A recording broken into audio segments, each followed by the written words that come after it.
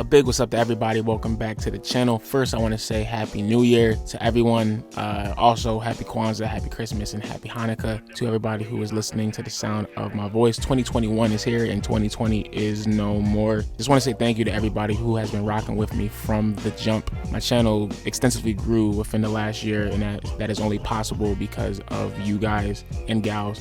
So I just wanted to give that before we start off the new year. If anybody out there is interested in making their own YouTube channel, I encourage you to start right now. If I can do it, you can do it. Put positivity out there in the universe for everybody. But anyway, be sure to sub a brother for more unique Sixers content. If not, that is fine too. I didn't really want to make individual game review videos just because a lot of Sixers YouTubers do it right now, and that would kind of dilute my own product. But I did feel like the first 6 games was important to speak on since this is a new system and a new scheme, and y'all seem to like when I do speak on the intangible things that the Sixers bring to the table. More than likely, I'm going to be breaking down the rest of the schedule into 4 parts and quadrants and giving reviews on every 15 games, so be on the lookout for that. In the meantime, I'm waiting for the world to open up so I can introduce this new series to you guys that I know you will love. So we're playing the waiting game as well. As I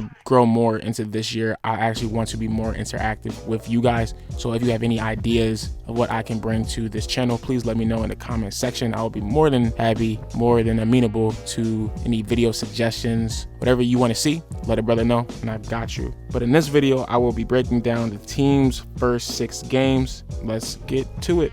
It's crazy how we are already 6 games into this season and things are already looking up for the squad. Currently, we hold a record of 5-1 in the Eastern Conference, which is pretty damn good if I do say so myself. Looking at the Eastern Conference standing picture, the Philadelphia 76ers hold the best record right now. And if you look at the rest of the conference, a lot of the heavy hitters from last year and years past aren't even in the top 8. And I'm pretty sure that is going to change within the next few games.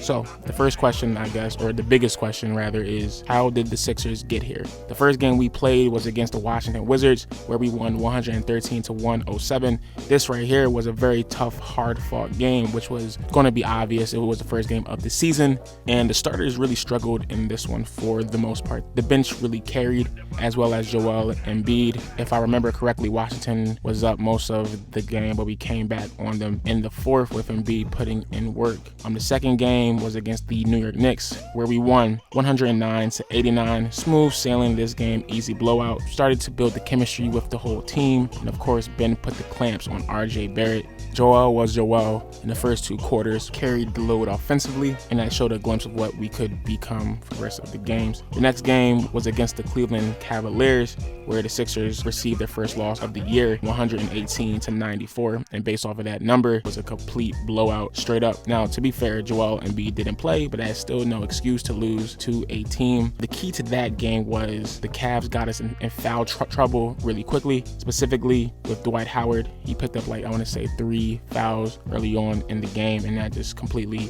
changed our rotations. The fourth game was against the Toronto Raptors, or this year the Tampa Bay Raptors, because we all know they were moved from Canada this season due to you know what. The Canadian government acting like a joint while her parents are home. You can't pull up.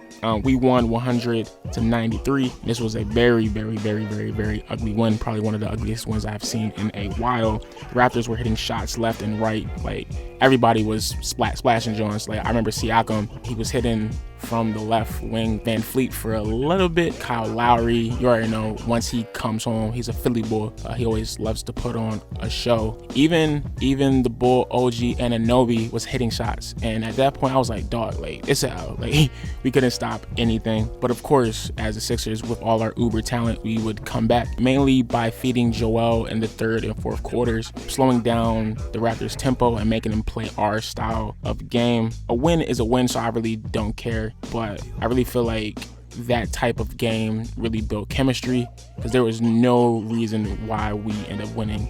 And I will say, these were the type of games that last year we more than likely would have lost. The next game was against the Orlando Magic, where we won 116-92, straight up blowout. Everybody's shots was falling left and right. Even Ben Simmons hit a 3, congratulations, which I think, you know, looking back, his 3 was the one that broke the game open. After he shot his shot, everyone else started seeing the hoop better. So that just goes to show that Ben Simmons does need to add a shot to his repertoire, not to be an actual major volume scorer, but just to open up the game to where teammates will be like, Ben is shooting threes, maybe I gotta make my shots too. You see Toby balling consistently for now, but that game right there was optimum 76ers basketball. And I personally believe that we should not expect this type of game every single night. But, once again, a win is a win. And I'll take a blowout every single day of the week and twice on Sundays.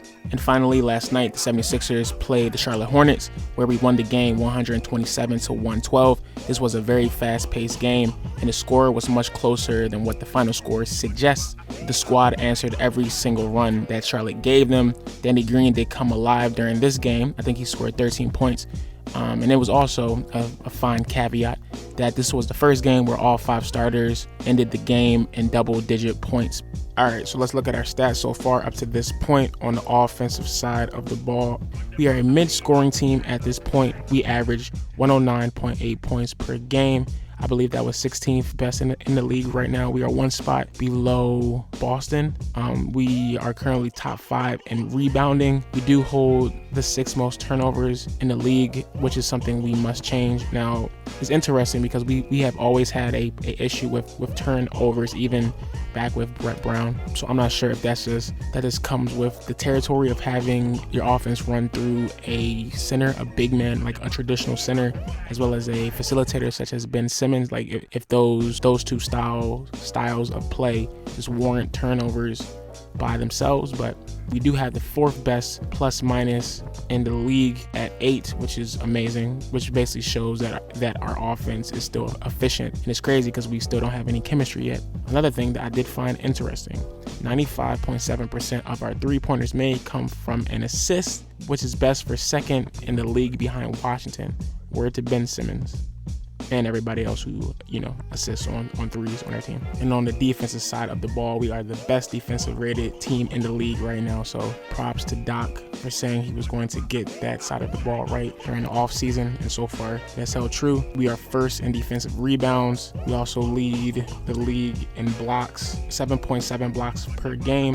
We are 7th in steals, and we are top 5 in opponent points in the paint, only allowing 40 points per game, which is pretty good. So my observations so far from the team: number 1, Joel Embiid is the best player currently on our roster. He is averaging 25 points per game, 12.6 boards, 1.4 blocks on 53.9% shooting. And it seems like this is a revenge tour for last year's All-NBA snub. We saw what happens when he is out against the Cavs, and there was a moment during the Raptors game where he was injured and everything seemed lost, where he went to the locker room and he came back and we went on a run to eventually win us that game. Number 2, our bench is very deep, and this is going to, aid us in the actual playoffs and just to win games in general during the regular season. Shake Milton, Furkan Korkmaz, Dwight Howard, and Tyrese Maxey are all serviceable in their roles, and they can produce points in a second, in a split second, aiding to the starting 5's point totals. I feel like Mike Scott can do more offensively and defense, well, whatever. He can be a better player for his position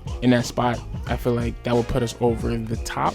Having a solid forward ball is not that bad as of right now. And don't forget, we still have Matisse. The bench has kept us in each of our 5 games, so that is always good. Number 3, Ben Simmons is a bona fide Defensive Player of the Year candidate. He always guards our best players, and this is a stat that I've seen on Instagram of how he puts clamps on everyone he plays. I can't wait till we play Jason Tatum and the Boston Celtics, bro. Like, we need to get that game right now. 4, the offense truly flows through Joel, Tobias, and Seth. Like, obviously Embiid will get his, but Toby and Steph, when they are open, the floor opens up to where Ben can facilitate even more. The key to this offense right now is getting Tobias and Seth wired for their shots. Danny Green is more so there for defense, and I'm fine with how he is playing right now. Of course, he can do better making more 3-point shots, but I feel like we are saving him for the playoffs. I will say